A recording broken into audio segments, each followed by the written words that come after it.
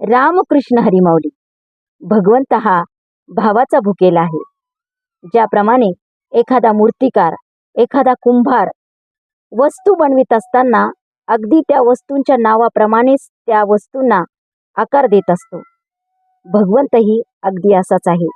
ज्या व्यक्तीचा जसा भाव असेल ना, त्याचप्रमाणे त्या व्यक्तीजवळ तो राहत असतो.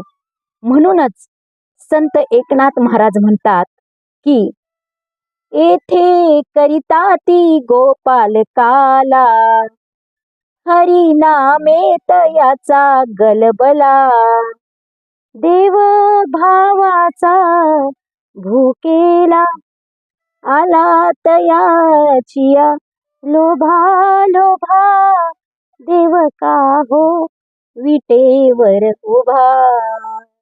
म्हणून आज पांडुरंग आजही त्या भावापोटी युगे 28 झाली तरी उभाच आहे.